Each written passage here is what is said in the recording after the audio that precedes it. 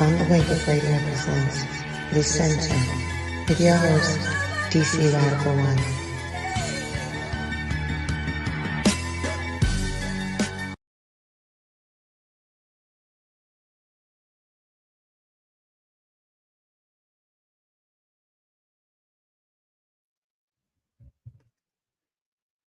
Greetings, friends, family, allies, and enemies.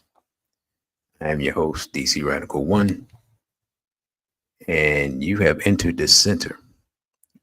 Give me a 1 if you can hear me, because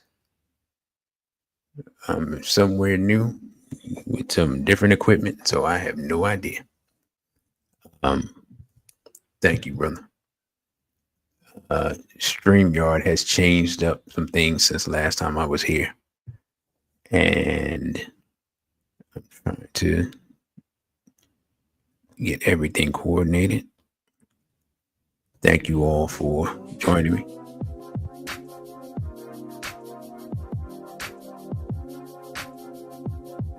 About the volume, if that's too high, I can turn that down. Getting a lot of weird readings on numbers of people in the audience. So the more people we get in the audience, the longer the stream will be. And the fewer people, the shorter the stream will be, as well as participation. Thank you, brother. So again, I am your host, DC Radical One. This is the center. And it's been about 2 months since last time I did a live stream, and I plan to do another one Thursday at this same time, 6 o'clock, and that will be a SBL talk. So thank you all for coming at this time. It's not my usual time. I'm usually later. I'm sure some people are still at work, some people transiting from work, so forth and so on. And tonight's discussion, what I really wanted to actually, it's gonna sound crazy, I did not really want to talk about this, but I'm just looking at some signs, and it's my job to warn the people. I was taught long ago, when I was a young man, you speak to warn the wicked to save their life. You know, it's a longer quote, it's a biblical quote. You know, that was instilled in me as a very young man. And when you see things that are awry, or you see your people in danger or heading down the wrong path, that you try to at least warn them. So you can't say, they can't say, no one told me. And you won't feel like you knew something and you didn't tell them, right? So, I mean, we've seen that over the years. We've been warned by Dr. Amos Wilson. We've been warned by, what's the barber's name that was talking about economics? And he said that we don't get ourselves together, we're going to be third-class citizens. Brother, you got ripped off. Help me out. You know what I'm talking about. Light-skinned elder, been around forever, trying to get us to do something economically. We haven't done anything. I mean, he's warned us. Malcolm X has warned us. Elijah Muhammad's warned us. Marcus Garvey ad nauseum. Dr. Claude Anderson, thank you, brother. And I'm not putting myself in the realm of any of those people. I mean, speaking of people that's warned us, Brother Terry Jenny has warned us. I'm not putting myself in the realm of any of those people. But what I am seeing over the last few years is disturbing, right? And that's because I believe we're on the wrong track, headed in the wrong direction. And brother, you got ripped off. If you have the opportunity, remind me at the top of the hour to play the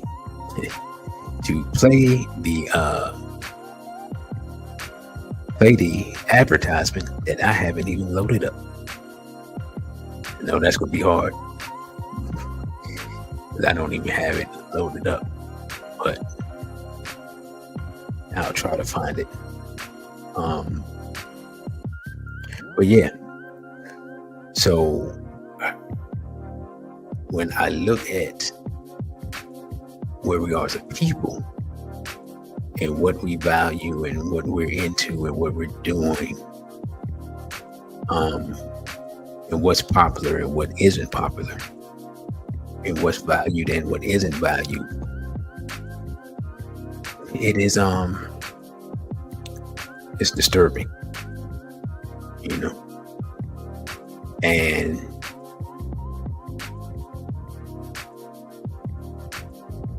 all I can say is we have a lot of we have a choice to make. You're all right. The choice is, will the group of people who kind of know what's going on, are you going to remain here amongst these people, or are you going to try to build something here, or are you going to try to go somewhere else? That's a choice. After the choice is made, then the work begins, and the work is enormous because, and I've been meaning to post this for I don't know how long, and I just never posted for whatever reason.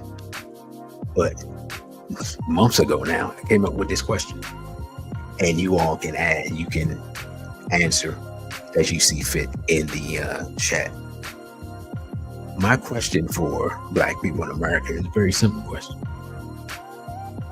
What do we have that's tangible, of value in America, that's worth physically fighting for? Right? Don't ask me what made me think of that, but literally one day I just thought of that. And if anyone wants to answer the question, have at it, and we can discuss whether we agree or disagree with whatever whatever y'all come up with. So I had great difficulty coming up with anything, but I came up with the question, so I didn't try too hard to answer the question. What I did is started asking other people the question, right? And very intelligent people, very centered people who love Black people, had great difficulty answering the question as well. So I said, I'm going to post it on Instagram, and I just never did for whatever reason. But I'm asking it today now, because I don't think we really realize what we don't have. I didn't check recently, but Dr. Claude Anderson said that approximately 97.8% of Black people work for non-Black people, which is why I have this article up now, which is, that percentage is roughly equivalent to the percentage of enslavement times. So we've moved off the plantation physically, but economically we haven't. And then you see this, it says 300,000 Black women have, hey, the way they put this, left the labor force, as if people just got up, after their time was up and decided to go do something else. 300,000 people, 300,000 Black women have left the labor force. So all this talk that we hear on the internet, I only hear it on the internet. I don't actually run into women saying this stuff publicly, about boss chicks and boss babes and the money people making, and all this stuff. Y'all know all the stuff I'm talking about. But there's 300,000 less women having that discussion today. And the only reason I thought about it is because the reality of the situation is that that can happen to any one of us at any time because we don't own anything. Plain and simple, right? We don't own anything. And some conversations I've had with some different brothers have made me think about it even more, because I know some brothers who know some people who've come into money recently, some other people who've had money, and yeah, they own their house, they own some cars, but they don't have anything of value. They don't have any gold. They don't have any gold mines. They don't have any land where they're growing any food. They don't have any real assets. But they have money, but they don't have wealth. Right? And if you look at our people in general, we look up to celebrities, but we don't know what their wealth situation looks like. So, for example, a lot of people like Kanye West, or used to. Not, his erratic behavior has run some people off. But remember how quickly they were able to remove him from the billionaires list. 1 minute he was a billionaire, 1 minute he wasn't. Right? That means most of his assets were on paper. If he had gold, if he had tangible things, right? He had a diamond mine that he owned. It's a lot harder to remove that from you than paper, right? And so, and now, mind you, these are people who actually have money, right? They're doing better than the rest of us. But the reality of the situation is those people still don't have enough money to be independent of the people who call the shots. And we learned that from Kanye West. He explained it by his behavior. As soon as he started talking about certain people, the money started disappearing. But why is he able to do that? I mean, why are they able to do that? They're able to do that because they're unified. We're not able to do that because we're disunified. Would a lot of people like to support Kanye West?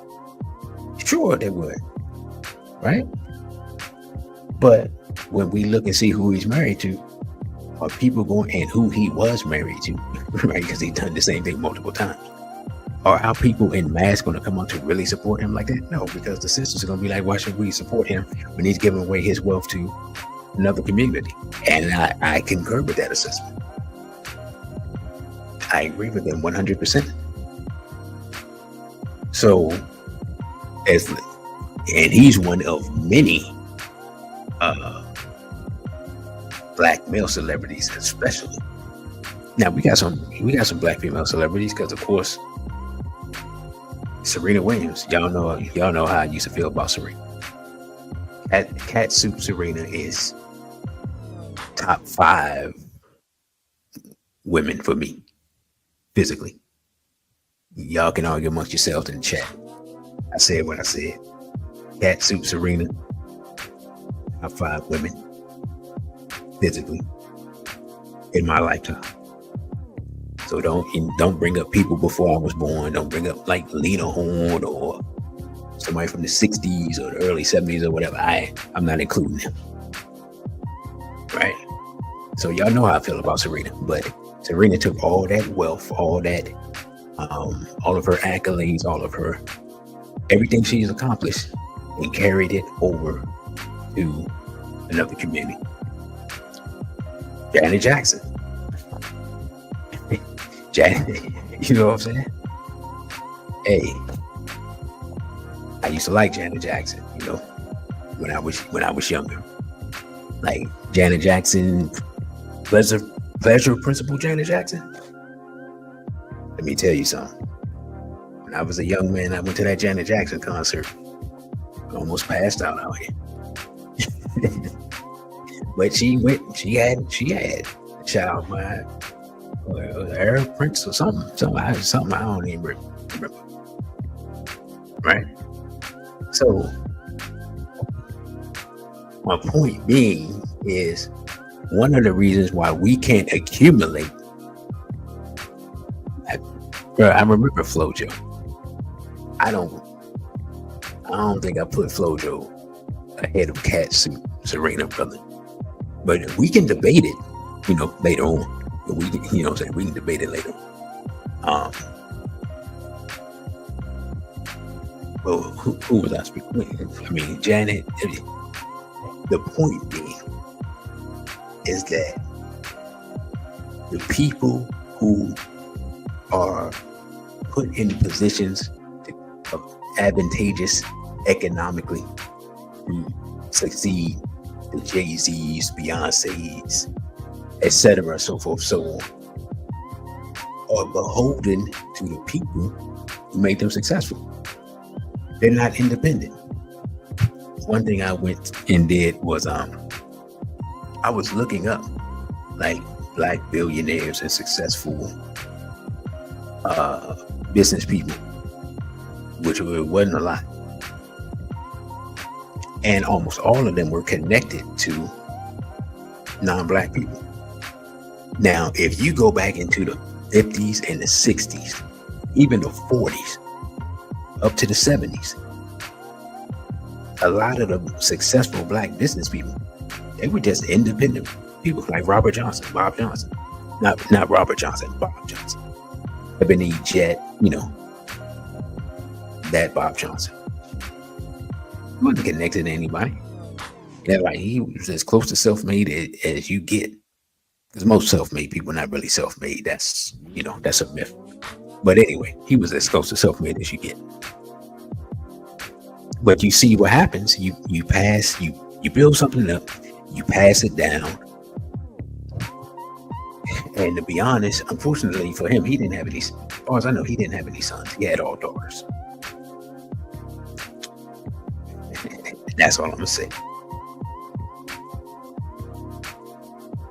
Ebony and Jet and things like that are something that a woman should have been able to run and keep in tune with what's going on as times change or whatever, and keep it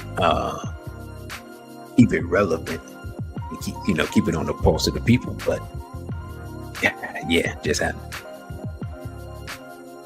Brother, you got ripped off says, never forget Jay-Z and Beyonce run the same circle as Marina Abramovich. Right. That's what I'm saying. You compromise from the start. For those who don't know who Marina Abramovich is, you should be able to look her up. I can never say with confidence nowadays because a lot of things are getting yanked off the internet. I believe I have featured her in the show before, but I couldn't show a lot of clips of her quote-unquote art because it's very disturbing. Basically, her art is low-key satanic, to be completely honest. And she is, brother, isn't she an ambassador for Ukraine now? So yeah, Marina Abramovich, you just look it up for yourself. Don't eat first. That's all I'm gonna say. She's connected to Microsoft and Bill Gates, and she's connected to a lot of people. But those are people that, that's one of Jay-Z's best buddies or whatever the case may be. Make of it what you will. Now, I'm gonna get into this article real quick so we can just talk. We can see what's going on to back up what we're talking about here. It says in just 3 months, nearly 300,000 black women left the labor force, U.S. labor force. The labor force participation rate has now dropped below that of Latinas for the first time in over a year. and more than 518,000 women still haven't returned to the labor force since the pandemic began, leaving the real unemployment rate above 10%. And see, I'm gonna just say this real quick. I learned this a long time ago now. When the financial crisis, in the midst of the financial crisis, right, when I started looking up information about what was going on, I learned like the way the government really calculates stuff, and that there are different ways to calculate unemployment and underemployment and all these things, and that basically the numbers that the government makes publicly are the numbers that make the situation look the best, right? So so whenever you see like the unemployment rate, the unemployment rate is 3.8%, but in reality you have like another 5% that are working part-time but want to work full-time, and another 5% that just stop looking for work. And then when sometimes I don't even know how they calculate people who are incarcerated, and you know what I'm saying, like there's a lot of detail that gets left out when they do these calculations, and it's a lot of fudging of the numbers, right? Something I saw recently, and I don't normally shout out people, but there was a guy named, I think his name was Warner, and he was on Tucker Carlson. He's an economist. And it's a 3-hour show. Take it in small bites. Yeah, I normally ain't gonna recommend nobody watching Tucker Carlson, but this show was worth it. This guy broke down how the economy really works. He didn't say exactly who's behind it, but you get the idea if you're aware of what's going on, right? When people start saying the bankers, us here, we understand what's going on. So we quickly, half an hour into it, let me get this article out the way. Now, it says how we got here. The federal pullback. It says for decades, the public sector has served as a lifeline for. Now, here's what's interesting. It says for Black women. I live in Washington, D.C. The federal workforce, right, served as a lifeline for Black people in general, not just Black women. And Black men and Black women were working in the federal government, in the district specifically, basically since I've been born, like since the 70s. I just wanted to put that out there. It says now Black women make up over 12% of the federal workforce, almost double their share of the labor force. Overall, the roles offer not only pensions and benefits, but more equitable pay than the private sector, where the wage gap is entrenched. Now, the wage gap issue, there's definitely a wage gap between, for example, Black people and white people, men and women. And some of that is due to, especially between men and women, a lot of that is due to the types of jobs that men do and the types of jobs that women do. Like, there are jobs that men do that pay a lot of money because you could potentially die. Like, I'm just saying what it is, right? So you're out logging in the middle of Montana, or you're an ice trucker, or like, you know what I'm saying? You're an underground welder. Of course you're gonna make a lot of money. And there are a lot of these jobs like this, and people building skyscrapers in New York, and you're all up 100 stories up. It's not a lot of women out there because you can die. You know what I'm saying? Just is what it is. And a lot of these jobs that I mentioned, and jobs of that ilk, people get paid a lot of money. And the reason they get paid a lot of money because you're not necessarily guaranteed to come home. It is what it is. You know, there are more male firefighters, than there are women, significantly more. You know why? Because when that alarm goes off and you hop up and you put your stuff on and you hop on that truck, there's no guarantee that you're coming back to the firehouse, let alone your house. You may not make it to the firehouse, right? So I've known multiple people that were firefighters. I've known had multiple people in my family that were police officers and so forth, so on. So when I hear about the wage gap, yes, there is some shenanigans with it, but there's also some things that are explainable in the fact that the types of jobs that men do and women won't do, that people like that, no one wants to talk about that aspect of the discussion. Now, let's back to the article.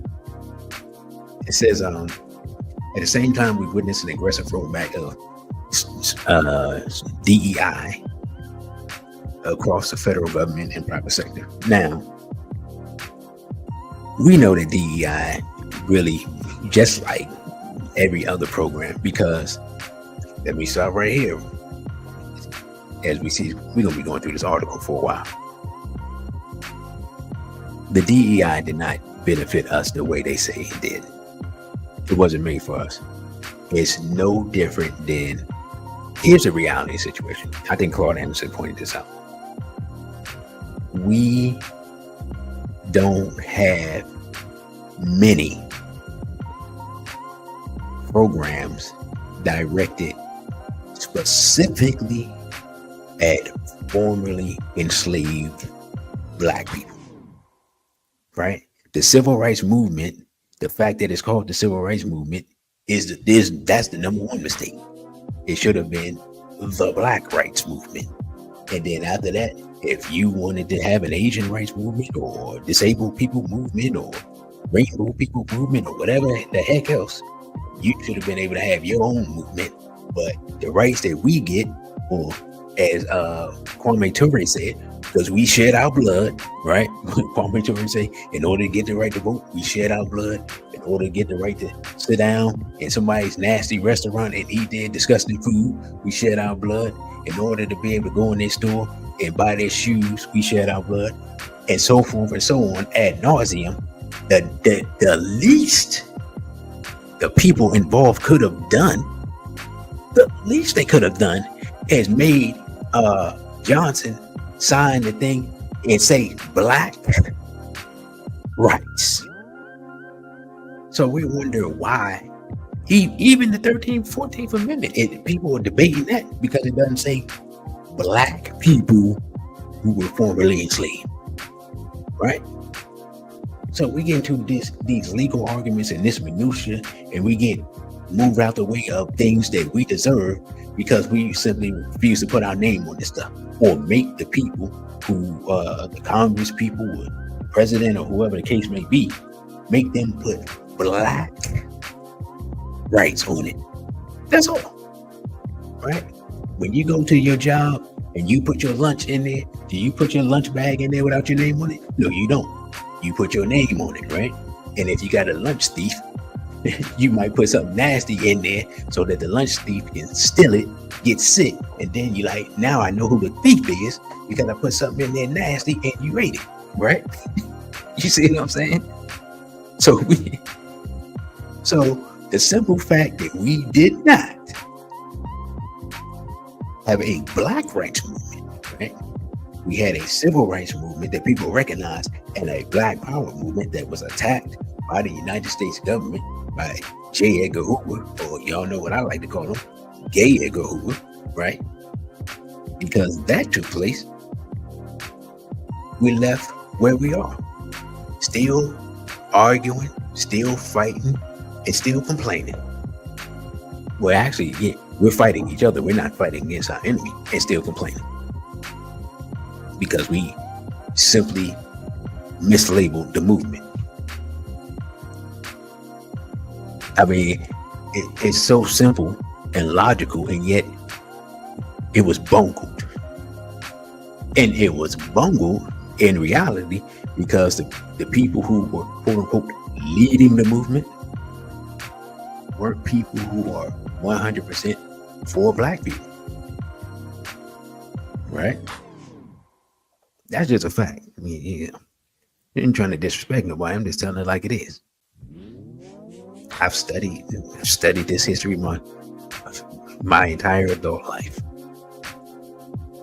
So let me get back to this article, because this is the only one article that I have.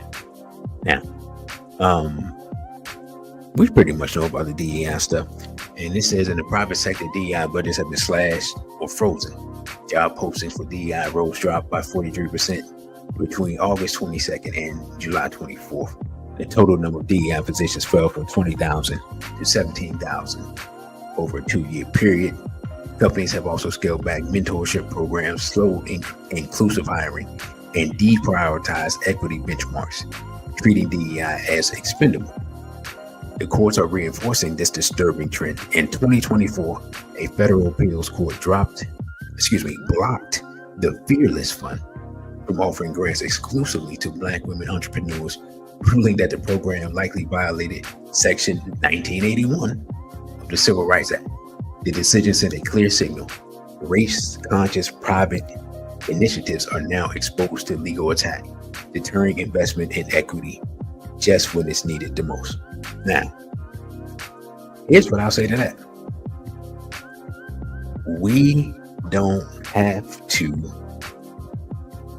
publicly have programs and announce them to the world. You like, hey, what do you mean? This is what I mean. Let's say someone listening here is a multi-millionaire, right? And he's heard my show before, and he heard me talk about Own the Wake Up Radio. And he's like, you know what? I want to invest in that concept. Let's say it's a Black person. Do they have to make an announcement? No. If they send an email to a former producer, Miss Ashby, and told her or whatever, or send it to me or whatever, do I have to announce that? No. If they built some facilities for us and he's like, I want you to keep talking about what you're talking about and go even harder and stronger, because I'm gonna make it so that this is private and you're backed up, do you have to make an announcement about that? No. Right. So, when you come to DC and you go to Chinatown, do the Chinatown people make an announcement that they want to start a new restaurant, or do you just come there one day and the restaurant's there? You see what I'm saying? When the Arab dude buys the gas station in your neighborhood, does he make an announcement? Or do you just go in there and you like, oh, it's an Arab dude. It used to be a white guy here. So this idea that we have to go through other people to build things is just, we got to get out that mindset. Brother, you got ripped off, says don't forget the non-Black puppeteers. Yeah. I mean, I spoke about it ad nauseum. I say it again. Yeah, the hats, the civil rights movement is a hat movement. Before they straight Black Pride, Brother Elijah. I want to publicly thank Brother Elijah for being one of the first people to buy the Laws Tape series, Irritated Jenny Laws Tape series. I'll have an advertisement for that at the top of the hour. Each one of the videos is $25, but you can get the entire set for $100, which is 6 videos in all. Brother Elijah, were you satisfied with the content and the quality of the videos? You can let the people know in the chat if you felt that was worth your while. Anyway, and Brother Riptoff, what you say? You say they stripped those protections from Black women, but gave those protections to the chosen people. Yeah. I mean, that's non-debatable. It's not. Brother, you may have inspired another show. I may do a show just on that, just on Because right now, and of course I don't have that article up because I wasn't thinking about it. And the show wasn't supposed to go there, but y'all know how it is. Those people now have in place legislation that's working its way up to that they basically can't be talked about on social media. So despite the fact that there's an ongoing live stream genocide taking place in Gaza and West Bank and so-called Israel, in Palestine, they want to make it so you can't talk about those people and criticize those people for committing genocide. And believe it or not, and I know you're gonna be like, how did these two things go together? It was seeing that live stream genocide that made me do this show. It ultimately inspired it to me to get around to doing it. Because my thoughts is simple. Here's my thought. And y'all answer in the chat. Let's just be real here. Let's not sugarcoat it. Let's get straight to the point. If the majority people in America decided that they wanted to exterminate black people in America, who could stop them? I want y'all to take all the time you need to contemplate that. Right? And think about it. You see what I'm saying? Who could stop them? I'll wait because I know it's a 10-second delay, so I'll wait for y'all to respond. Hey, I don't, just old dog, I don't understand your question. Hey, brother, you got ripped off. You understand this question? Because I wasn't paying attention. And Brother Daniel said, no, only the Most High. That means we're in bad shape. I had a discussion with an elder like a month ago or so, maybe 2 months ago. And I was talking about our situation. We were having this discussion. And, not this discussion, of course, but a similar discussion. And he was like, man, we in bad shape. He was like, don't you think, what did he say? He said something to the effect of, do you think we would get some divine intervention? Right. And I said, what makes you think we haven't already got divine intervention?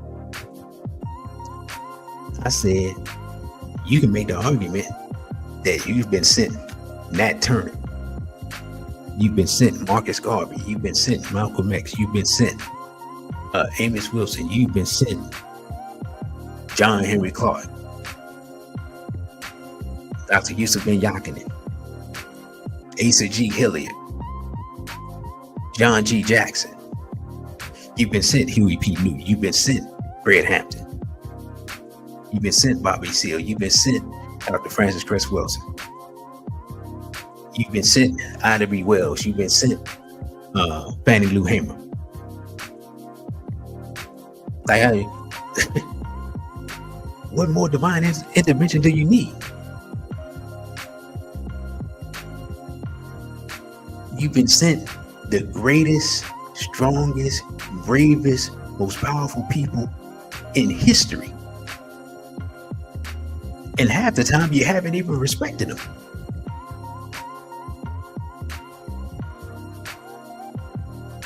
Dr. John Henry Clark said, why would the ancestors send you another Malcolm X? What did you do with the first one? You were sent Muhammad Ali.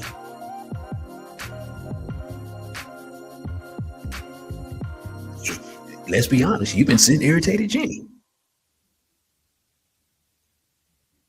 People wanted to argue with him when he said, hey, this homophile assault, man, this effeminization is going to be a problem.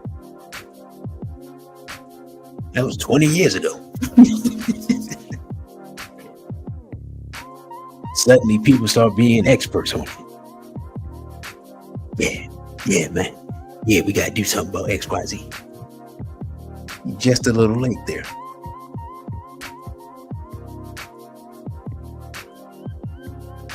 So my point is, we had plenty of divine intervention. We haven't made very good use of them.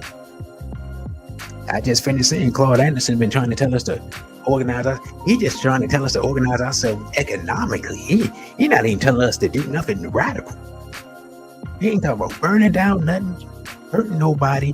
He ain't even talking about cussing nobody out. You know what I'm saying? Him and Amos Wilson just talk about, hey, build up yourself economically.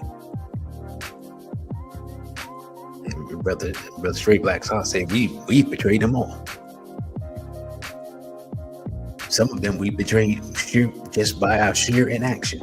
Some of them we betrayed by following people that we know. Look, I've gone back and listened to speeches of Malcolm X and Dr. Martin Luther King. Now, you know good and well who we should have been following back then. And let's be honest. Let's just be honest. Malcolm X and Elijah Muhammad warned us about integration. And look where we are. We just talking economically. We haven't even gone any further than that. But we can't say we weren't warned.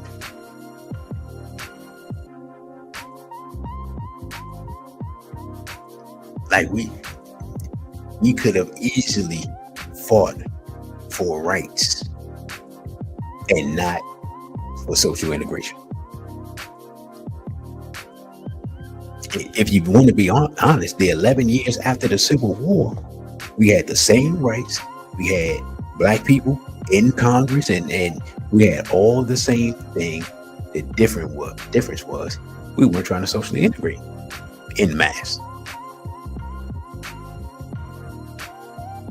Now, were we ultimately swindled and betrayed at the end of that 11-12 year run? Absolutely. By who? By the hats.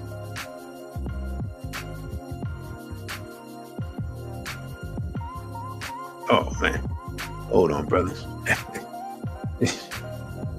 I got to put this up. Goodness gracious, brother, you got ripped off with the $5 super chat. Says, we've been sent these ancestors that I named, and current day movements are programming the masses to attack these same ancestors. It's shameful. And that's how we know that these current day movements are controlled by agents. It doesn't matter if they're paid or unpaid agents. They're controlled by agents. When I hear a Negro disrespect Malcolm X, when I hear a Negro disrespect Marcus Mosiah Garvey, people who gave their life. See, people don't understand. You can give your life physically by giving your life like Malcolm X. You can also give your life by dedicating your entire life to the uprise of our people. And these people have given their life before they straight Black Pride befell. Dr. Frances Cress Welsing gave her life. Right? She taught every month for as long as I can remember until she expired. She quietly gave money to Ujima Shule here in Washington, D.C., the oldest African-centered school in the country, and went and spoke there and was the keynote speaker at the fundraisers and everything, because she believed in maximizing our children's development. She gave her life. Just because she didn't physically take bullets, she gave her life. That school, that Jewish school that was near her house, that was making all that noise and disturbing her and doing all types of things to harass her, they degraded her health. She gave her life. And ultimately, our enemies, the hats, are at least tangentially responsible for her not being here. Not a lot of people want to talk about.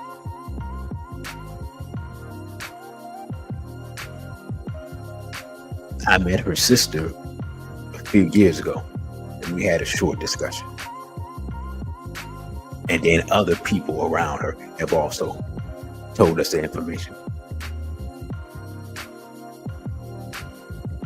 So she was in a battle with that school for a couple of years. And I think they wanted that land.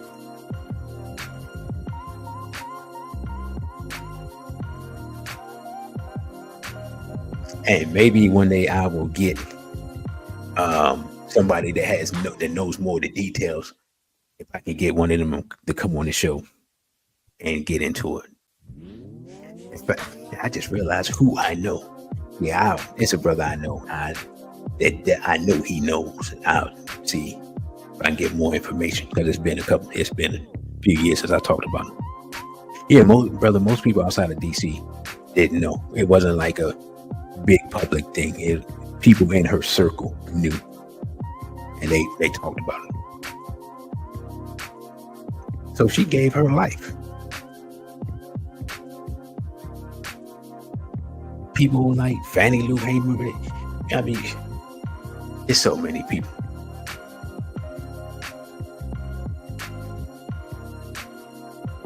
Huey P. Newton gave his life.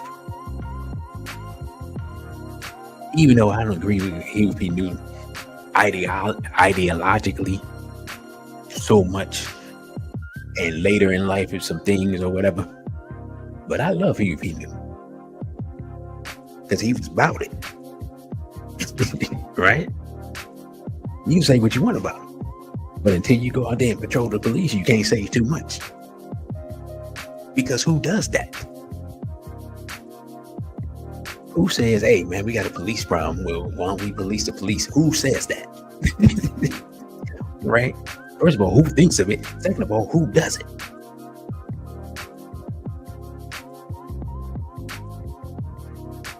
Marcus Garvey looked around and said, where's the black man's army? Where's the black man's navy? Where's the black man's government? I'll make it. Who does that? And Negroes want to argue with him about minutia and nonsense, but they not making nothing. They're not building nothing. And we still here today with Negroes who ain't gonna make nothing, ain't gonna build nothing, ain't gonna do nothing but line their pockets. They'll do that. And the people support those people, but the people who actually trying to build something, do something, trying to save us from being wiped out, don't get no love.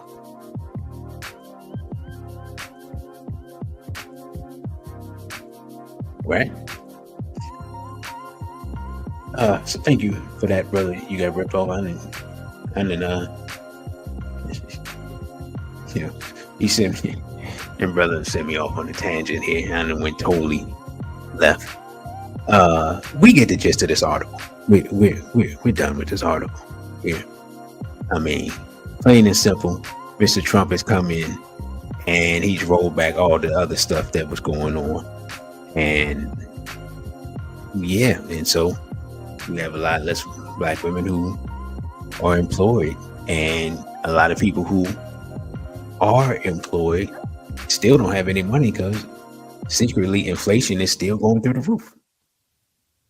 Let's just be honest, right? So we got that going on. Now this next, it's not an article, but this is a graph. I wanted to talk about this. Replacement rate, fertility wise, is 2.1 children per woman. Y'all see this? I believe that's 1950s. And then when we come across it, we were basically at 1.9, almost at 2 for 2011. And we're going steadily down since then. And brother Kevin, you gotta if you got a question, because your question didn't come through. I see the $5 super chat. I appreciate that. If you got a question, just put the question in the chat and I'll address it. But if anybody wants to make a direct donation without asking the question, yeah, just Cash App me. Hey, brother, you got ripped off. You ain't even remind me. The Cash App is $DC Radical 1. And the email is dc.radical_1@protonmail.com. For those who aren't familiar with the Instagram is dc.radical1. And the Twitter is dc_radical_ONE. And the OTW2, which is the Black owned platform, the DC Radical 1. Right. And brother say, well, no, I don't even have, it's not even an announcement. I'm going to play the clip. So, yeah, this is what we do. Before I get into this fertility rate thing, you're right, brother. Let me do this announcement. Welcome to the center.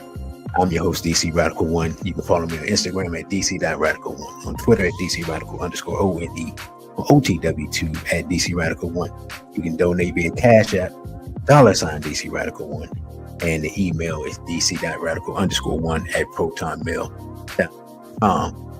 And if you are a small business or you're a small Instagram or YouTube channel and you have like an event or product or your commercial you want to do, I will promote that on Instagram and here on YouTube.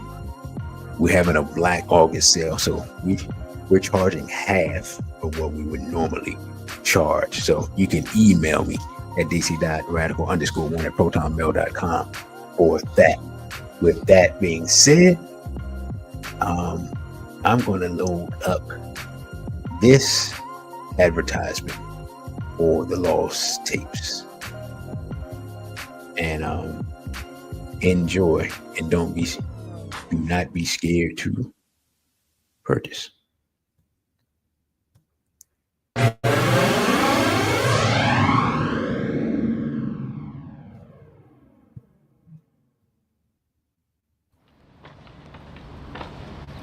Now we're going to go and talk about AIPAC. What is AIPAC? The American Israel Public Affairs Committee. AIPAC. What does AIPAC do?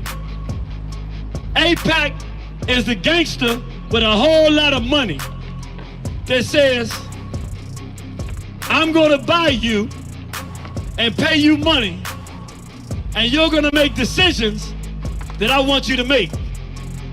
You're gonna do as I tell you, because I got my hands in your pockets. And they attached to people like Jeffrey Epstein, who take videos of the people that are supposed to be our representatives, and as they take those videos, they hold them hostage and say, vote as I tell you to vote. Do as I tell you to do. I didn't even, the concept. I saw Naeem Akbar talking that black talk he gave, and I was out there telling everybody, yo, this dude gay. You remember back in the 90s, people hate me. Oh, this dude gay, man, we can't do this. You can't be up there talking black and be gay too.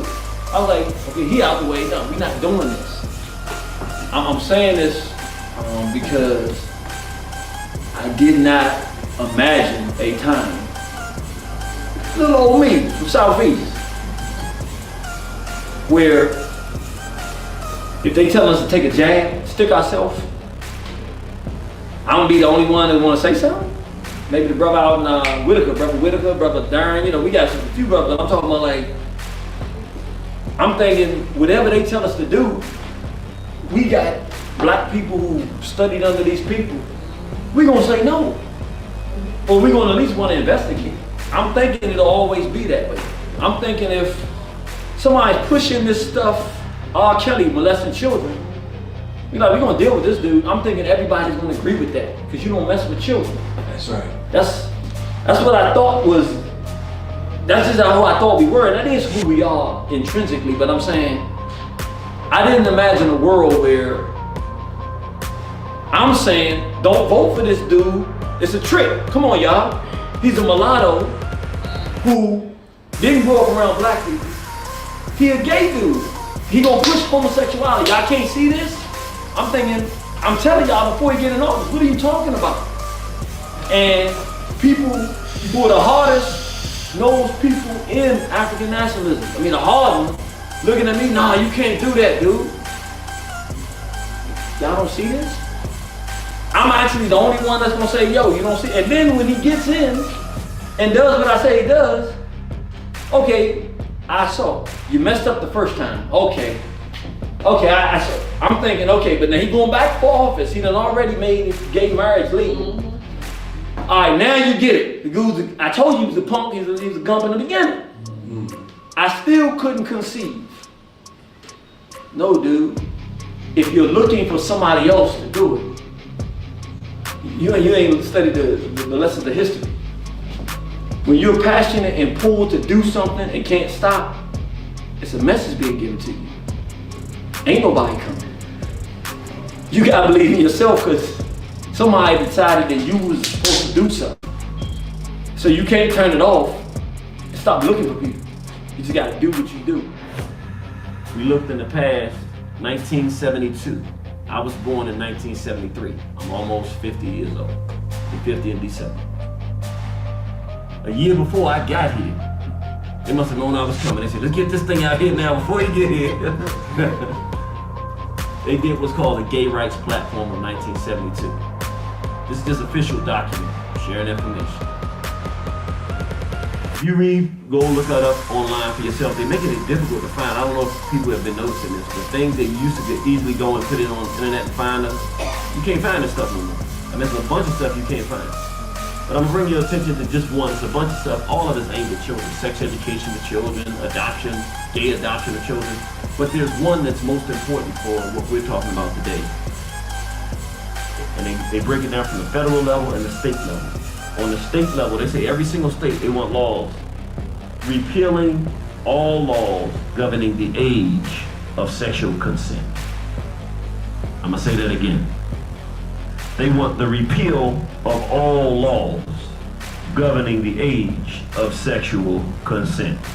Meaning a newborn baby, they want it to be legal to have sexual contact with a newborn baby. What year did I say? 1972. 1972. That's 51 years ago. Fast forward 21 years from then to 1993.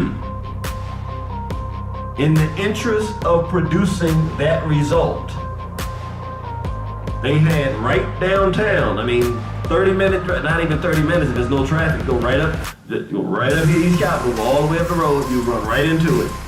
They had the 1993 Gay Rights March on Washington. Let's see what that was about.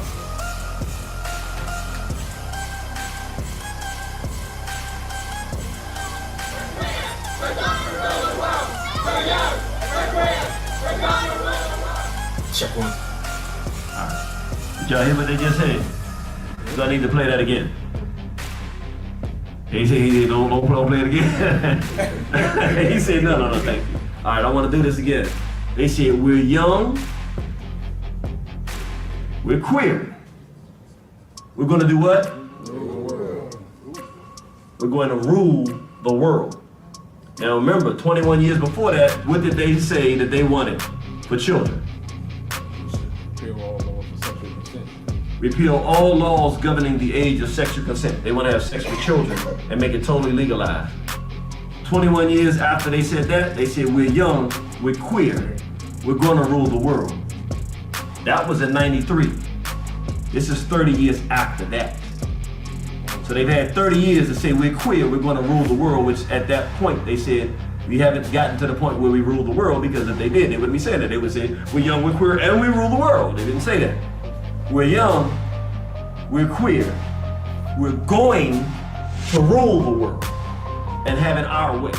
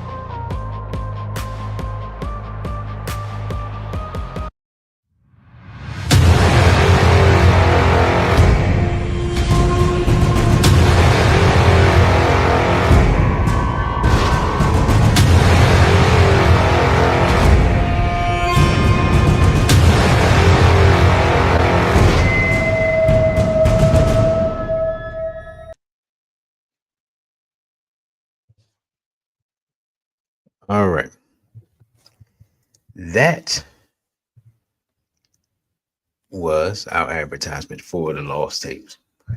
Again, if you would like to purchase one of the Irritating Genie lost tapes, $25 a piece, email me at dc.radical_1@protonmail.com. Also, or you can buy the entire set for $100. You get 5 videos plus the bonus video. And shout out to brother Vincent Ali and brother Elijah, having already purchased these sets. Oh, I'm getting there, brother, but I appreciate the reminder. Now, with that being said, and y'all tell me if y'all think the information that just some of the information you saw there would be worth your while. Y'all let me know. Now, let's get back to fertility, right? Because when you think about Black women, how Black women are characterized. We always hear this stuff of Black women having all these babies and this and this and that and all this stuff. But if we notice, right now, this is the United States female fertility rate from 1985 to 2022. So this is well into integration. This is like the beginning where we're seeing, we're starting to see the effects of feminism really kick in. And remember, replacement level is 2.1. So you're starting off in 1985 under replacement level. And now we're talking about going down to 1.63 children per Black woman when replacement level is 2.1. Now, part of that, of course, is we have an extremely high rate of abortions. I've talked about that previously. And brother, if you could put in the, I cannot remember the name of the documentary, but the documentary on Black abortion. If you haven't seen it, it's worth seeing. And the name of it escapes me right now. I'm going to complete blank. But the point being is and I've talked about this previous shows. I can't even remember the numbers right now, but mile for 21. Thank you, brother. The sheer number I have extrapolated the numbers, and I have come to the conclusion that we've lost approximately 40% of our population based upon the people who weren't born, the children they would have had. And then really you to the point where the people who weren't born starting in the 70s, many of them would be grandparents now. So we've lost, by removing one generation, we've lost 2 generations of people just to abortion. We ain't even talking about mass incarceration, drugs, any of that stuff. Right? Now, we're starting to see studies, and I'm going to get some of this information in later shows. We're starting to see studies where people are starting to have fertility problems who, coincidentally, I'm not saying that, what they say, that, I'm not saying that the jab causes, I'm saying people who are taking the jab are having fertility issues. I'm not saying the jab is causing it. Maybe the COVID itself is causing it. I don't know, because I'm not a doctor. But what I'm saying is they are starting to see men and women have fertility issues. And the only common denominator that they are finding amongst these people, because it's a recent phenomenon within the last 5 years, the only thing that has occurred in the last 5 years that affects a mass of people is that many people took the jab. Right? So we're just beginning to see the effects of that. So we have abortion, we have whatever's going on in the last 5 years, and we have the breakup of the family, and we have black marriages going. So our population is going to decrease just based upon the things I'm talking about. And that doesn't have anything to do with, you still have black on black murder. You still have poison food. You still have environmental issues where, you know, we happen to live near power plants and nuclear plants and people dumping waste in our water and, you know, all of these other things that affect our health that we don't really talk about. Right? So my point is that we're seeing the effects of the assault over time, but we're being slowly cooked like the frog. No one is up in arms about the different things that I'm discussing. I haven't even heard anybody else discuss it. If y'all heard people discuss this, our fertility rate going down, y'all let me know. Because when I saw it, I'm like, this is just the last 13 years or 11 years. It's going directly straight down. And this is before any effects of anything that may be going on the last 3 or 4 years, because this is up to 2022. So our women, and then of course the hair products were affecting our women with giving them fibroids and things like that. So we're having, our women are secretly having a fertility issue, and we're having a population issue, and nobody's talking about it. Now, mind you, there's a decrease in population in the entire Western world, but we're also being affected by it. I don't know why we think that if it's happening in Europe and it's happening now in Asia as well, and that it's happening in America, that it wouldn't affect us. And like Brother Lee is saying, some women are using abortion as birth control. I saw a video. This been maybe 2 years ago, and these were young-looking women. None of those women looked like they were over. Nobody was over 30, without question. And they were talking about having 3, 4, 5 abortions or more. Her womb was destroyed, and they were just nonchalant about it. Like, literally, you have deleted a basketball team full of black children with no remorse, when you could have bought a box of condoms. I'm assuming I can say that on YouTube. I don't know, but I haven't said it now.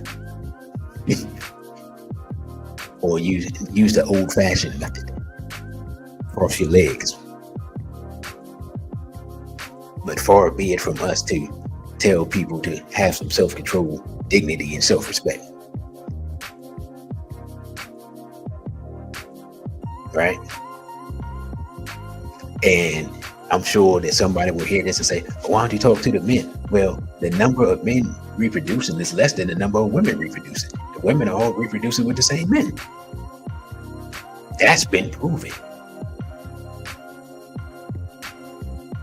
So for me to talk to the men and tell the men not to do something when there's a limited number of men involved is a waste of time. Because as I said before, the women do the choosing. Women choose and control who reproduces. These are just facts. Even more so now in the age of where we have abortion. We got the next day pill or the day after pill, whatever they call it. We got all these things that are in the woman's control. And again, she controls who she deals with. And if she doesn't control who she deals with, that person deserves to go to jail if it was a violation. And I'm just saying go to jail because, y'all know what I really think in that case. But yeah, this is a silent aspect of an ongoing population control experiment. I'll say that. That's affecting us, and no one wants to talk about it. Why can't we talk about the Black death that occurs in our community that we should be able to control? Why can't we at least talk about it?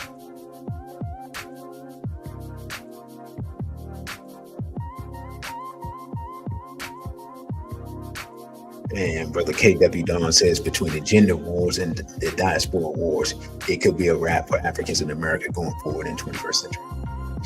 I'm just going to leave that up there. Notice that we have problems and beef with everybody except for the people that's shooting us, lynching us, burning us, chopping us up, throwing us in the garbage. Right? Because the things I'm talking about are taking place. You got missing children, missing women, missing men. We have no idea what's going on. I've watched the movie They Clone Tyrone. I'm like, I said the only thing about this is they're not gonna clone people because they don't want to make more Negroes. The Negroes is going out of style. But the other stuff that was in it, the mind control and the music manipulation and the psychological warfare, all of that was right and exact. I'm looking around trying to figure out how they got the movie made. And they did it with a comedic touch. So not to big up the movie, but They Clone Tyrone is worth looking at. Shout out to the sister that got me to watch that. Lucas the Emperor says, you don't need more children. Black males need to learn. Again, you didn't listen to anything that I said. The Hodge twins are two mulattoes. Their thoughts are irrelevant. Half black people have no discussion with black people. Period. End of discussion. And they identify as European. So they ain't got nothing to talk about. Women control sex, period, end of discussion. And if you too young to understand that, I don't know what to tell you.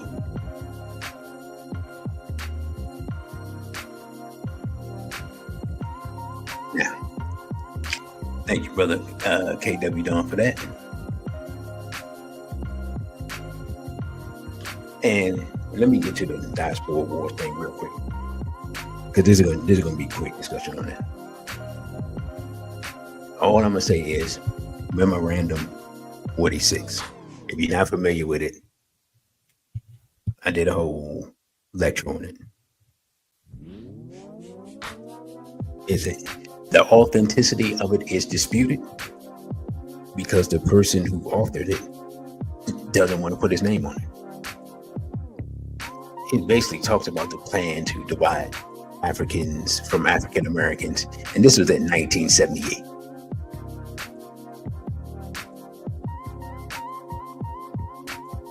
Okay, and I showed with empirical evidence of where the administration was, what the foreign policy of America was, and things like that, that is highly probable that was an authentic document. I even showed who had the document, a black man that most people have never heard of. Right? So no one had researched into Memorandum 46 and did a deep dive on that like I did. No one has put forth the evidence up for it like I did. And we can't ask Mr. Brzezinski about it because he's dead. Because I had his daughter Minka, but she don't know. You know what I'm saying?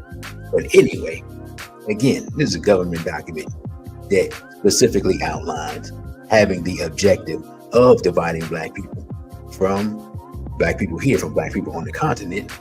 And we know that people who've come here have said that the government has told them to not come around black people. Right? All of this is public knowledge. And yet, if we look at it, what's the place that has the greatest wealth? What's the place that has the greatest resources? What's the place that has the youngest population? What's the place that's making the earth-shattering moves and world-changing moves right now? It's on the continent. What's the place that has the capacity to grow their own food and feed the entire world? It's the African continent. People don't realize the reason they killed Gaddafi wasn't just because of the gold. They also killed him because underneath Libya is the water. Because, as I've said before, the Sahara Desert isn't eternal. The Sahara Desert is seasonal, not seasonal like yearly seasonal, but the grand year, the 25,000 year cycle. Africa replenishes itself, and what is now a desert becomes a grassland, and the water for that is underneath Libya. But when you don't know your history, and you don't know your culture, and you don't know the ancient sciences of our ancestors, you don't know this stuff. They found it by doing satellite imagery and looking underneath the ground and like, oh my God, what is going on? And when he started making man-made rivers and stuff, it was a wrap.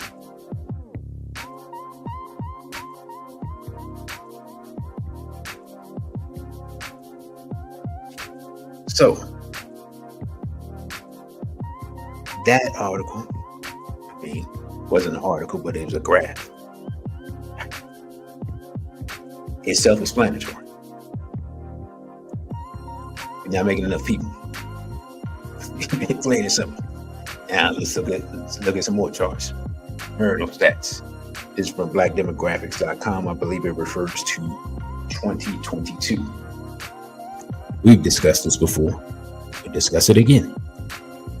27% of black women are married. That's 1 in 4. 34% of black men are married. That's 1 in 3. If you're playing baseball, 1 in 3 is excellent. But we see in America, nearly 50% of people are married, which means neither black men nor black women are doing well. And we look at the percentage of never married, it's 50% for black men and black women. It's 34% for the rest of the population. Literally for 10,000 years minimum, marriage has been the foundation of black African culture. 10,000 years minimum. We're failing. And I say we because I'm included in it. I ain't saying you, I say we are failing.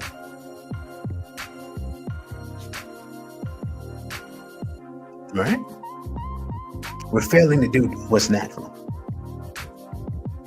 We can argue, people can argue amongst it. Argue about it amongst themselves, or argue about it all they want. But what's natural is for a man to look at a woman and say, I kind of like that. And for a woman to look at a man and say, I kind of like that. And for them to see that they enjoy each other's company and they decide to spend their life together and try to build something, build a legacy, build a family, and continue on the family that they came from. That's natural. That's been happening naturally for 1 million years, minimum. And we can't get it right. The reasons, as Chuck D would say, the reasons are several, some of them federal. Right? We could go into them ad nauseum. I won't go into them ad nauseum, but some of them feminism, some of them drugs, some of them mass incarceration, some of them black on black crime. Some of them hip hop. Some of them STDs. Some of them mental health. A lot of people struggling with mental health out here. Being completely honest, there's a lot of people. Being around a European has literally driven some of our people crazy. As I go around the city and I'm out and about around the city, I see it more and more. Like, oh man, they done drove him crazy. This man, and he it's over. You know what I'm saying? You see the people, you just got to try to stay out their way, because they don't have the type of services to help people no more like they used to. Sometimes we can all sit around looking at somebody like, oh man, something ain't right with him. And this person just walking around in the city or community or whatever. And then when something happened, then everybody like, oh, I can't believe it. No, I can't believe it.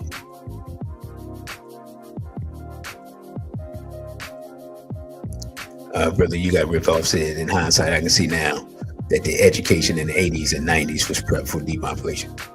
Hey man, there's a lot of prep for depopulation going on. There's a lot of attacks taking place.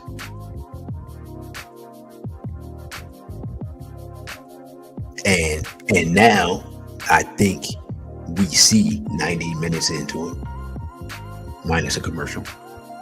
Why? I asked the question, can we survive the 21st century? Because we're moving in the wrong direction right now.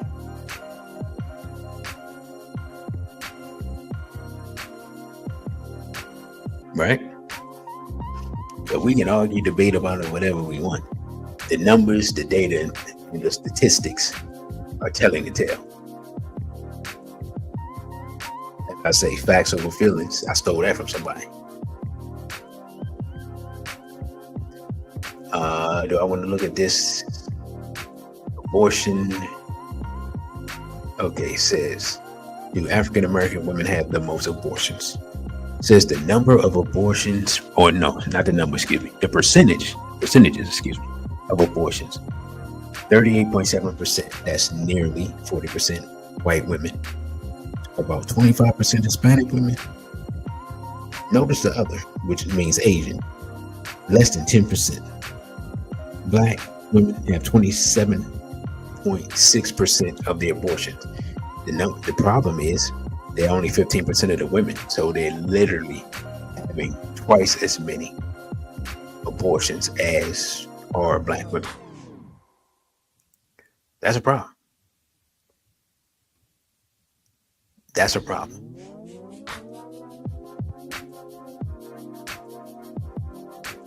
So we're not helping, right? We're not helping. And it puts you in a situation where you're a man, you get with a woman, she's had these abortions, and then she wants to be in a relationship and she wants to, she wants to give you children, and she's struggling to hold a child or conceive or whatever, and you're trying to figure out what's going on. And she's not gonna tell you about the 6 abortions she had. You just had no way of knowing that. Right? Sometimes you're a man, you with a woman, y'all break up, you don't know that she was pregnant, she gonna have an abortion, you never need to know. Can I understand why she would do that? Yeah, sure. But it's not helping.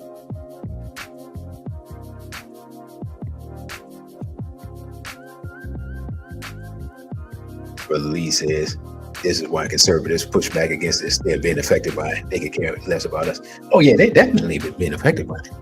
Yeah, again, the whole Western Hemisphere, well, not the Western Hemisphere, the Western world, quote unquote, put in quotes. Europe, population is going down greatly. Their population was aging anyway. And then the C-19 thing really hit them hard in a way that nobody really talks about. But America, like I said, most of Europe, just, pick one. England, all of them. Right? And it's not, contrary to popular belief, it's not coincidental. Like the things that they have accepted and advocated, let's just be real, this free love,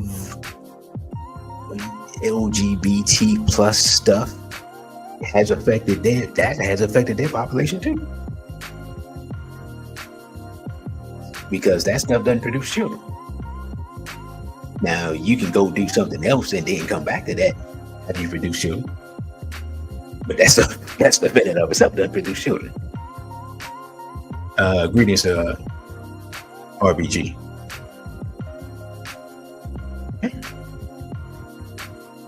So I just want to put that up there, as one, just one of the things. Now, I want to look at. Let me see. Is this it? Well, okay. Let me see. I think this is one. But I think this might be it. But anyway, I saw a statistic. Now, it was AI, so it ain't not 100%. Y'all know AI janky. But it said that while Black people are about 15% of the population, we control 4% of the wealth in this country.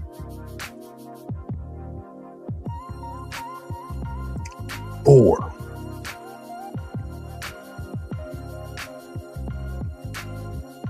We said, again, I talked about, we sit around and we look at Jay-Z, Beyonce, etc., Oprah, those people, and we celebrate them. And if they have the money that they say they have, that means the rest of us have absolutely nothing combined, because we control 4% of the wealth. We are collectively destitute. And y'all know I showed the article before. It says that our collective wealth will be zero by, I believe it's 2050. Well, it's 2025. So that's not that far away. We headed towards zero quickly. And we have a handful of billionaires, which means we got a whole rack of people who don't have anything. In fact, we got a lot of people that's in debt.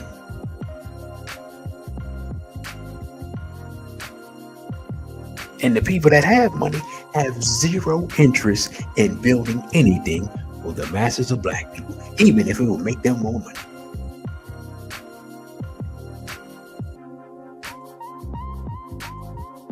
Do y'all understand what I'm saying? Do y'all see where we're at? Is this not an emergency? And to really, you got ripped off point. They make just enough people with a whole lot of money and shine a light on them to make us think we're doing well. And in reality, we're being wiped out. Economically, physically, spiritually, morally, psychologically, we're being wiped out. And nobody wants to talk about it. Which means I have to do my job. Speak to warn the wicked man from his wicked ways so he can save his life. Or as the African proverb says, give the warning, some will survive.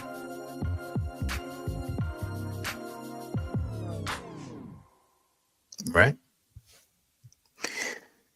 Now, let me see if this is the article that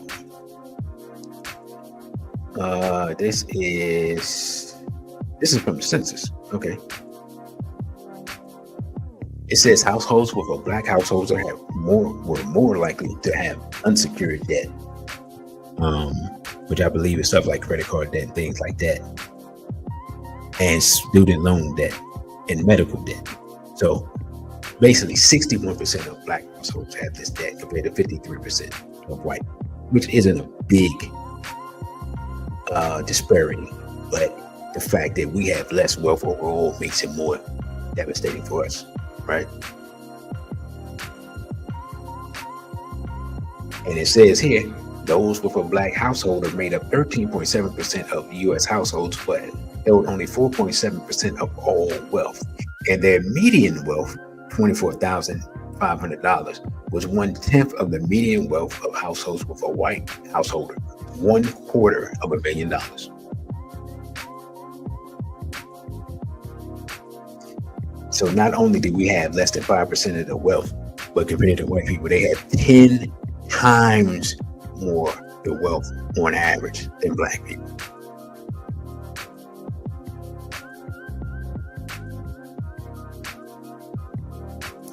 Ten times. That's why I don't celebrate Jay-Z and Beyonce and people like that, because even if they were all millionaires, Bill Gates is worth like $100 million. I mean, $100 billion. They're all billionaires, excuse me. I don't know if I said millionaires or billionaires, but billionaires. So they may be worth 1.5. He's worth 100. And the other people that we know, and the people we don't know who are worth even more than them. I have no idea what Sheldon Adelson was worth before he died. Right? Some of Redstone and some of these other people who worth untold billions and have control of stuff, and then we don't even, like, they so rich that the average person don't know. The only reason I know some of them is because I did my Dr. College lecture and I looked into media and who owns what. So we can't even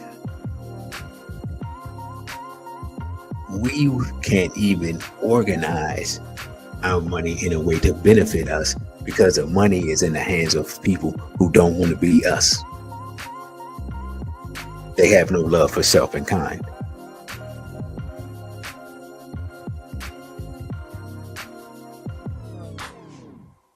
Oh, wow. StreamYard says I can share my referral link.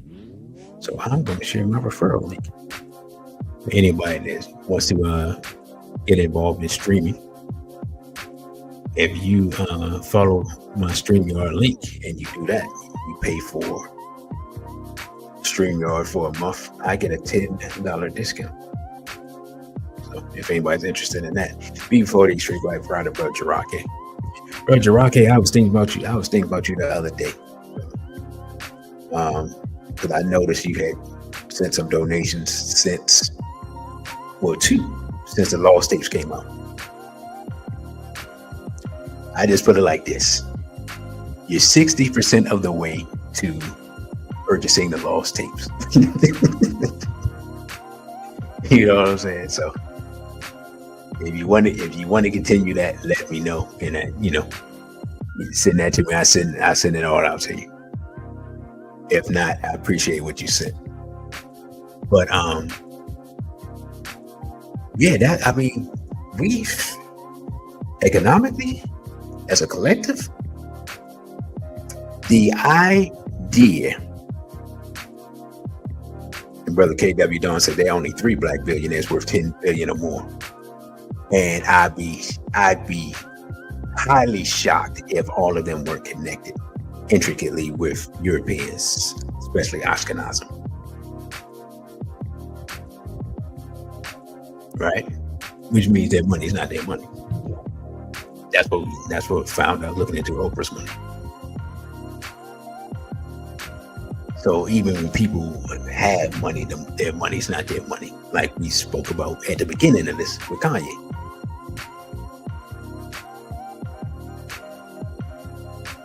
And yet, everybody's a boss and everybody's a baller on the internet. But white people have 10 times the wealth that we have. On average, the average person, 250,000 to 24,000. And to be honest, if you can look at your bank account, you got 25 G's, you're doing all right.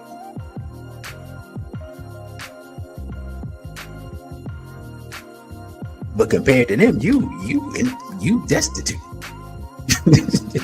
You see what I'm saying? Another thing that happens that we don't talk about is,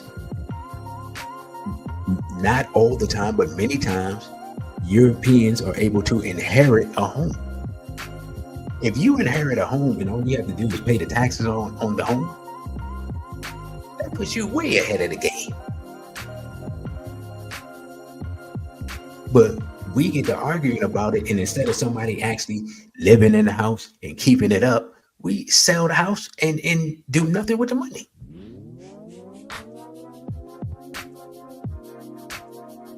We got a house that our grandparents or parents broke their back for,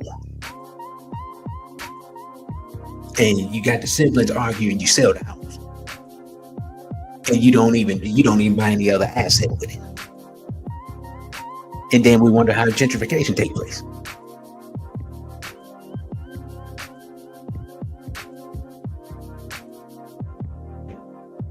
Shit, brother RBG says his uncle let his father bill slip through his hands, through the family's hands.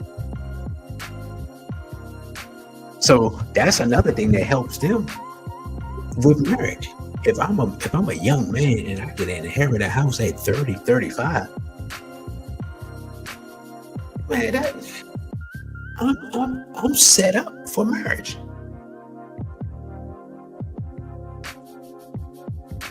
That getting the house is half the battle.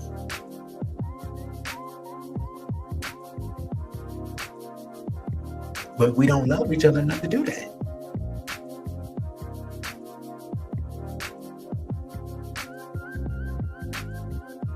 I've known people in my family, they bought houses together.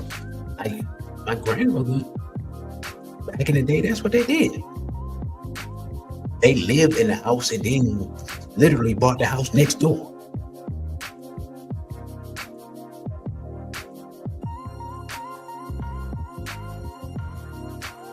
Right? So, I mean, that's just one of the aspects of why we're behind. A lot of it,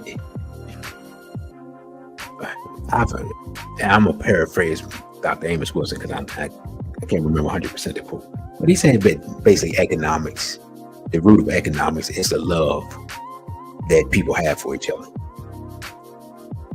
We don't have love for each other, so that's why we're doing poorly economically. We don't trust each other, and I'm not saying that there's not a reason why. You know what I'm saying? Like we have reasons, like we have people doing weird stuff. A lot of stuff, especially since the crack era, that made a lot of people look at other black people sideways.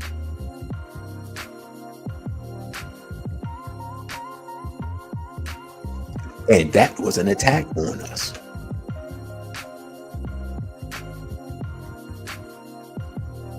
Right? So let me see if there's one more article, because I'm definitely closing out here by 8 or around 8, I should say. I want to look at black-owned businesses real quick, and then I will run the commercial one more time, and then I'll close out. Now it says in 2022 there were 194,585 U.S. firms with majority black ownership. Right. So that's not even complete. That's majority. Now it says that's up from 124,000 in 2017. Right? It says black-owned firms' gross revenue soared by 66% during this 5-year span. From an estimated 128 billion to 211 billion. However, Despite its growth, majority black-owned business made up only 3% of all U.S. firms that were classifiable by race. And they accounted for just 1% of gross revenue. See how the devil's in the details? All those numbers sound great and fantastic, but then you get down to, we got a lot of businesses, but the business is not making no money. And the businesses we have don't have enough money to have enough employees or a number of employees to employ the community, and they can't pay people a living wage. Now, I'm not gonna lie, I have worked for several black businesses, and one thing that most of them had in common was struggling to make payroll. And if you add not paying a living wage to the struggling to make payroll part, that was almost all of them. I'm not bad mouthing black businesses. I'm telling you my personal experience. It's an issue. Because one, we don't have access to capital, because the people who have the money that should be funding our businesses don't care about black people, as we said before. And two, we may have a good idea, but we don't have the funding. We don't have the connections to get the funding many times. And to be honest, people don't always make the best decision when they get the funding. Right? Then you get some shenanigans like the whole PPP loan thing, and we already know. So while people tout black business and this and that, which, yeah, we definitely need way more of, but we need better quality business. And also, to be honest, we need some, what do they call people? We need some corporate raiders. We need some corporate raiders. We need some people who have enough business savvy to take their business and go buy up somebody else that has a similar business and buy them out and make their business bigger, so that we can actually have some actual conglomerates that actually have some power and can actually employ people and pay them. Because what's the point of having a job if you ain't making no money? And Brother Rocket says, you keep hearing people talk about black spending power. I hear that too. And then what they don't talk about is a lot, not a lot, but a significant portion of that spending power is connected to debt.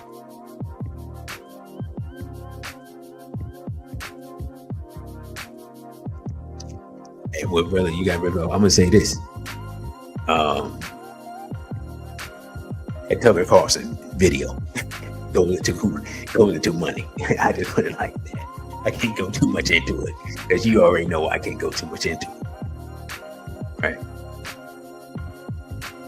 So, I mean, when you're 14% of the people, but you have only 1% of the gross revenue from business, you in trouble. Now, we got almost 50 million people, and it says that black-owned firms employ roughly 1.6 million. And all of those people not black, because I know people that got black businesses and they don't hire all black people. I ain't gonna say no name. Right? It says about 7 in 10 black-owned firms have between 1 and 9 employees. So 70% of black-owned firms have 10% or less. I mean, 10 employees, or less.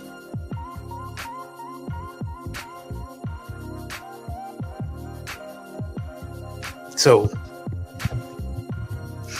that just goes to say what I said before. The firms aren't big enough, they're not strong enough financially to even be able to hire a large number of people. And this doesn't address how much people were getting paid.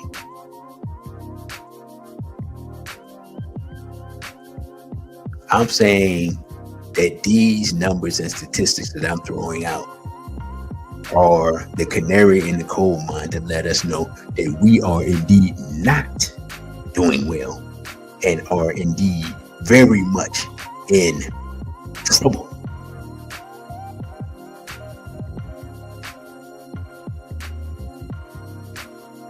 I hate to always be the bearer of bad news. It seems like every time I do my show, I got bad news.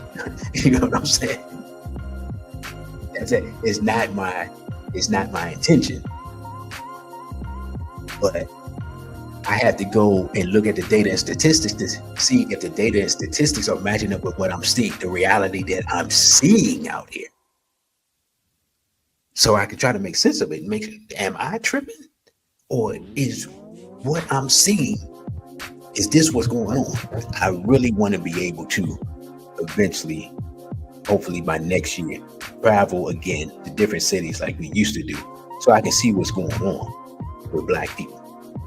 Because it might just be a DC thing. DC might just be in bad shape. But black people in DC, we're in bad shape. I ain't gonna lie. But I don't think it's just us. Because Detroit been in bad shape, Chicago been in bad shape. Like some of these other cities was in bad shape before we got in bad shape. Baltimore. So I don't know the places where people are supposed to be in good shape because they're gentrifying. They gentrifying Atlanta. Everybody talking about how much money people in Atlanta got. Well, you ain't got enough money to stop gentrification, from what I heard.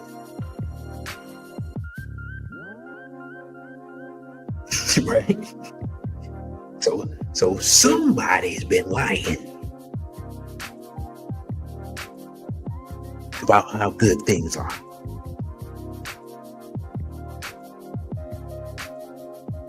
And brother, you got ripped off says, if you don't mind, you can make a donation via Cashapp, $ DC Radical 1. And if you do, I greatly appreciate it. And I ain't gonna lie to you, it's greatly needed. And I appreciate the super chats from, you get 4 or 5. Brother, you got ripped off, Brother Lead, Brother Kevin, and KW Don. I appreciate all 4 of y'all brothers. I don't normally get this many super chats. Except when Genie show up. By the way, I am working on getting a brother on. So y'all can go to socialarchitects26.com and get his books and DVDs. If y'all put a little change in his pocket, he might feel better. I'm just being honest. All right? We can't ask the revolutionaries to work for free. That's all I'm saying. That brother has given his life. He's been working for us since the 90s. You know. So, let me see if there's one more article I want to get to before I close out. Because what I'm gonna close out is I'm gonna play that Lost Tapes clip again, and this just talks about what services we're into. Says that healthcare and social assistance, nearly 50,000 of the roughly 195,000 U.S. companies with a majority Black or African American ownership were part of this sector. So, based on that, that's what says accommodation and food services only 7%, retail trade 7%, administration support and waste management 8%, transportation and warehousing 9%, professional, scientific, and technical services 14%. So we needed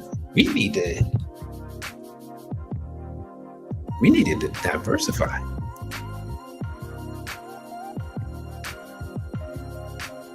I would have thought, I'm not gonna lie, I would have thought things like food services, because the number of Black restaurants that I've seen, I would have thought that more of our businesses were in that sector. So that's interesting.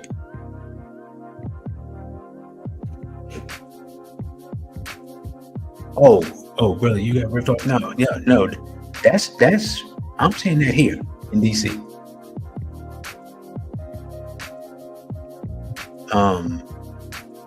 Man, look, I know I just did the controlled demolition of America. That's something I'm gonna go into again later on. So currently, what I do have scheduled for this same time Thursday, a SBL talk, and I'll try to get everything together as far as the what you call it, the advertising and everything for that ready by tomorrow. So y'all should get the notification. I guess y'all get the notification as soon as I make it. I guess I don't really know how that works. Brother Saw said Atlanta, the land of $30,000 millionaires. Yeah. But I just, man, first of all, I'm excited by the numbers that I saw of people that showed up. I'm glad y'all showed up. I didn't know if this time would be a good time or not. It was just a time I had available. So, man, I thank you all for coming through. Thank you all for listening. Thank you all for the super chats. I don't think we got any cash apps, but you know, if anybody wants to send cash apps later tonight, the cash app is always open. And if anybody wants to get the lost tapes, either one of them, just send me an email and I can get that. I'll get that out to you probably around noon tomorrow.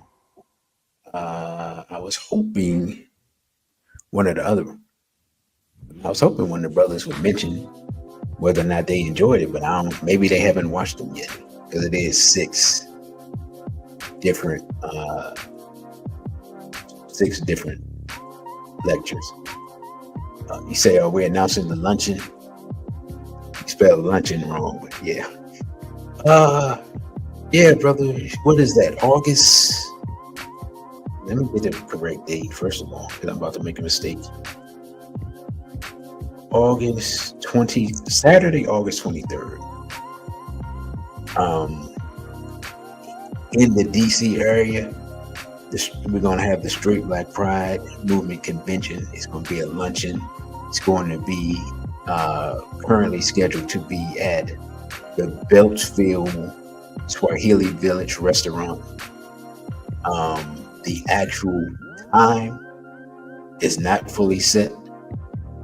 When I get that, I'll let you all know. I got to talk to Brother Genie, see if we're doing a flyer or what we're doing. But I'll let you all have that information. But you got ripped off that jokes. But yeah, that's what we're doing this year. So we're not doing the major big thing like we've done before with lectures and things like that. We're just gonna come together and break bread and share stories and reconnect. And possibly, I will let you all know this by next week. We'll possibly be doing a museum tour on that Sunday. So the luncheon is Saturday afternoon, the 23rd, right? And then we'll possibly be doing the museum tour. So I'll let you all know that. That's still in the works. That's actually was the brother you got ripped off's idea, and we haven't ironed that out as of yet.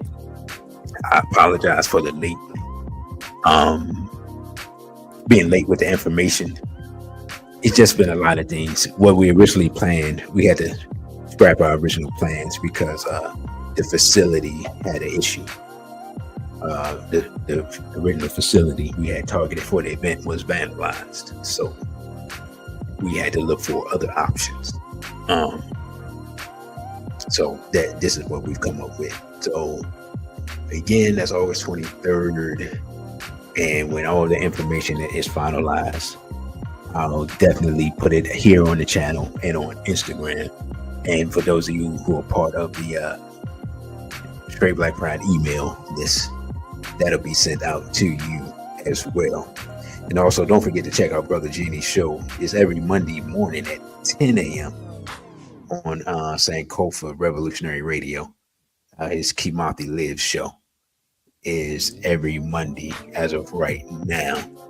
So enjoy that. And also, I forgot, happy Black August. That's the reason I came back. And so happy Black August, you know what I'm saying? And remember that Black August is primarily about freeing our political prisoners and honoring our revolutionary ancestors.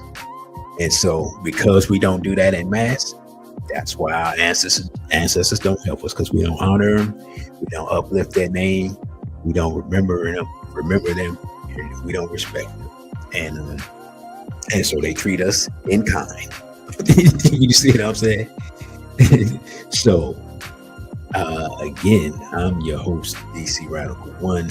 You can follow me on Instagram at dc.radical1.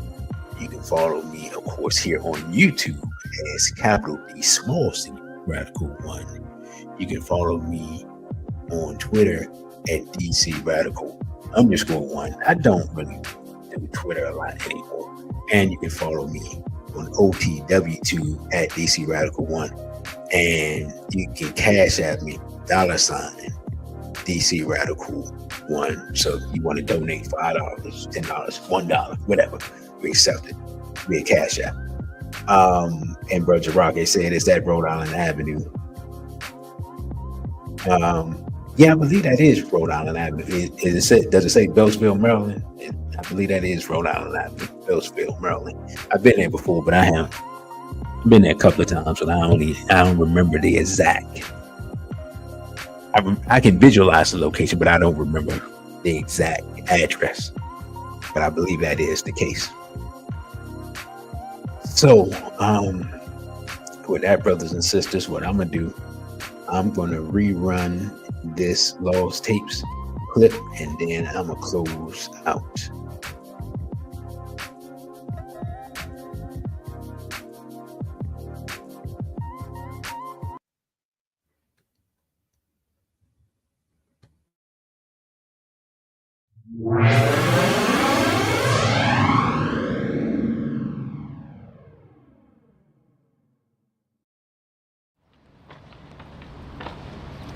Now, we're going to go and talk about AIPAC. What is AIPAC? The American Israel Public Affairs Committee. AIPAC. What does AIPAC do?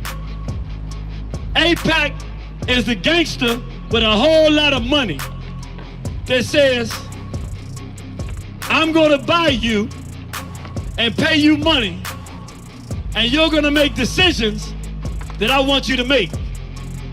You're gonna do as I tell you, because I got my hands in your pockets.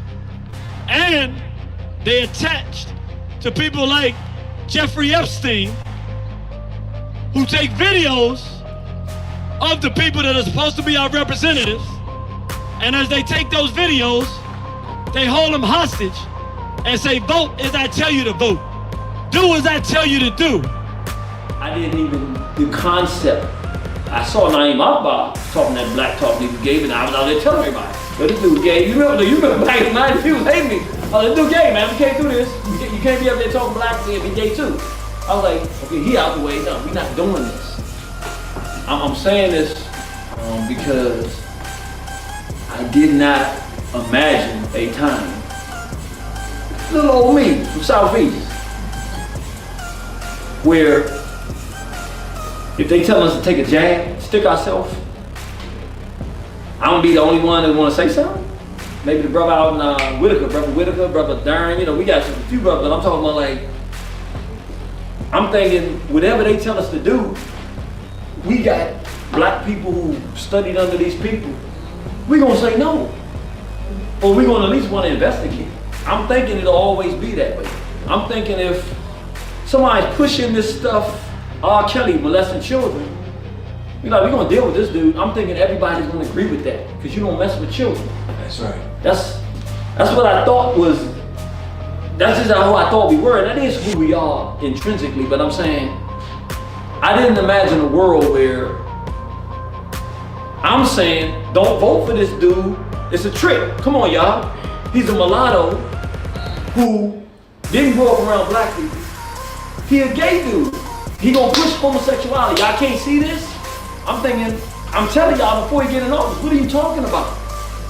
And people who are the hardest nosed people in African nationalism, I mean the hard ones, looking at me, nah, you can't do that, dude. Y'all don't see this? I'm actually the only one that's gonna say, yo, you don't see. And then when he gets in and does what I say he does, okay, I saw. You messed up the first time. Okay, I saw. I'm thinking, okay, but now he going back for office. He done already made gay marriage legal. All right, now you get it. The dude, I told you he was a punk, he was a gump in the beginning. I still couldn't conceive. No, dude. If you're looking for somebody else to do it, you ain't studied the lessons of history. When you're passionate and pulled to do something and can't stop, it's a message being given to you. Ain't nobody coming. You gotta believe in yourself, because somebody decided that you was supposed to do something. So you can't turn it off and stop looking for people. You just gotta do what you do. We looked in the past, 1972. I was born in 1973. I'm almost 50 years old. I'm 50 in December. A year before I got here, they must have known I was coming. They said, let's get this thing out here now before you get here. They did what's called the Gay Rights Platform of 1972. This is just official document, sharing information. If you read, go look that up online for yourself. They're making it difficult to find. I don't know if people have been noticing this, but things that you used to get easily go and put it on the internet and find them, you can't find this stuff no more. I mean, there's a bunch of stuff you can't find. But I'm gonna bring your attention to just one. It's a bunch of stuff, all of it's aimed at children. Sex education for children, adoption, gay adoption of children. But there's one that's most important for what we're talking about today. And they break it down from the federal level and the state level. On the state level, they say every single state, they want laws repealing all laws governing the age of sexual consent. I'm gonna say that again. They want the repeal of all laws governing the age of sexual consent. Meaning a newborn baby, they want it to be legal to have sexual contact with a newborn baby. What year did I say? 1972. That's 51 years ago. Fast forward 21 years from then to 1993. In the interest of producing that result, they had right downtown, 30 minutes, not even 30 minutes if there's no traffic, go right up here, East Capitol, all the way up the road, you run right into it. They had the 1993 Gay Rights March on Washington. Let's see what that was about.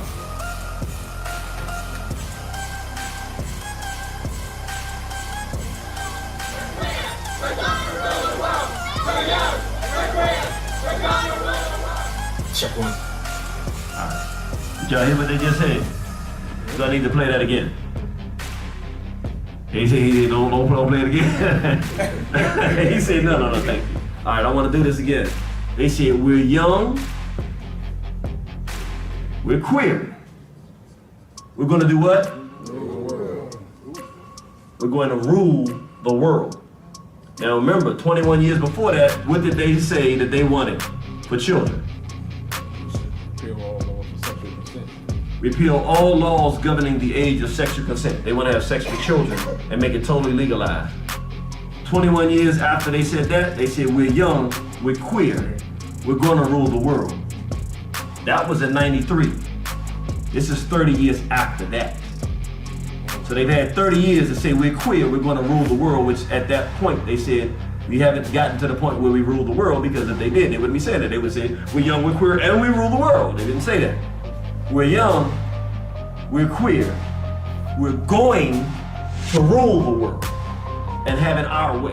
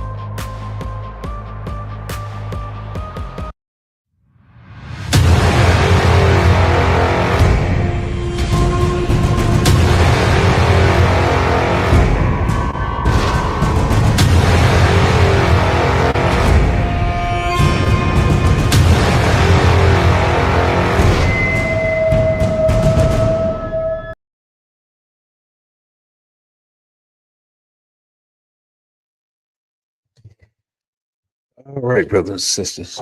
Well, I am going to close out here. Again, I thank you all for listening. Don't forget to like, share, and subscribe. Spread this out. Peace to Brother Jarake. I'll get that. I'll start sending that to you out tomorrow. Probably in the early afternoon, brother. So be on the lookout for that. I'll send you the first three. I thank everybody for coming through, because I had no idea how many people would show up, how many people would stay, how many people would, comment in the chat, considering how long it's been. And I'm really encouraged by what I saw.